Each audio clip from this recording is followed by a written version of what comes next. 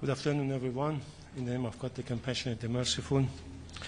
As you are aware, yesterday the foreign ministers of 3 European countries submitted a letter to the Security Council invoking the so-called snapback notification process with the sole intention to blackmailing Iran and exerting political pressure. In parallel, France and the United Kingdom requested a closed Council meeting in an attempt to justify this unlawful and politically motivated move and to instrumentalize the Council against Iran. This meeting has just concluded.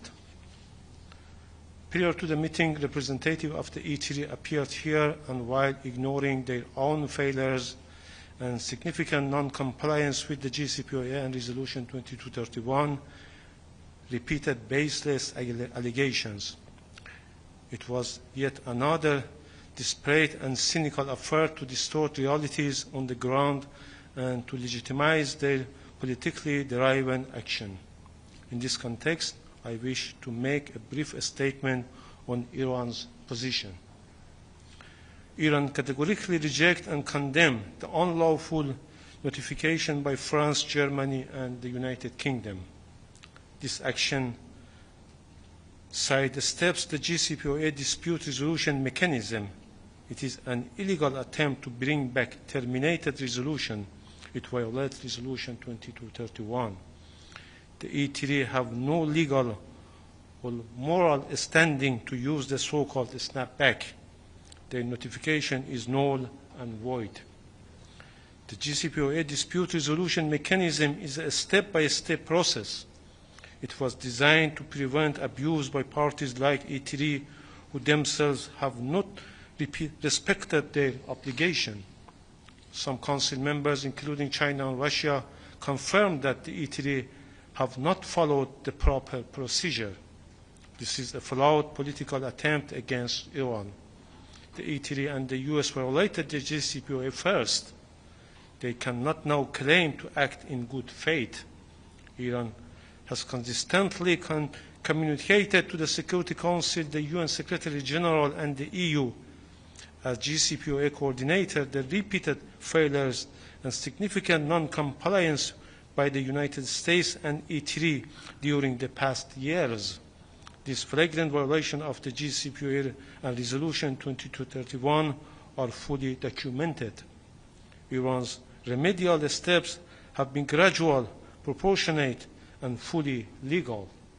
The E3 action distorts reality. It rewards the violator and punishes the victims. The situation is simple. The US withdrew from the JCPOA. The EU and E3 failed to meet their own commitment. They even imposed new unlawful sanctions instead. Iran has shown maximum restraint. We engaged in negotiations. We stayed committed to diplomacy. The failure of talks was due to the US and E3, not Iran. While Iran was pursuing diplomacy, our safeguard nuclear facilities were attacked. This aggression was supported by the US and justified by the E3. Still, Iran did not abandon diplomacy. We continued to engage with E3 and the agency. We remain open to the fair negotiations.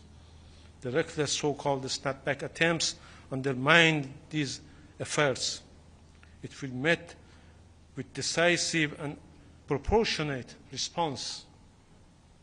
Iran stands ready to work constructively with the members committed to diplomacy, fairness, and peace. Iran is committed to diplomacy, but it will not negotiate under threats or coercion. Pressure tactics are designed to impose dictate, not to resolve issues, and Iran will never submit to them. We believe the Resolution 2231 must be implemented according to its original terms without political manipulation. Iran remains committed to peaceful nuclear energy and international engagement, but it will defend its right firmly. The Security Council must not allow itself to be misused by those who have violated Resolution 2231 and the JCPOA.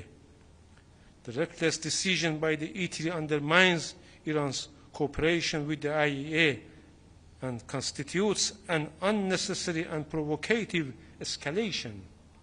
If unchecked, the E3's path will gravely damage the credibility and integrity of the Security Council and place international peace and security at serious risk. We call on the responsible member of the Security Council to defend the rule of law and reject this unlawful, unfounded, and politically motivated attempt by E3 to reimpose terminated resolutions. We support giving diplomacy more time to reach a new understanding and a new deal. The proposal by Russia and China for a short technical extension of Resolution 2231 is a practical step in this direction. The E3, however, has put forward an extension plan full of unrealistic preconditions. This is a hypocritical move.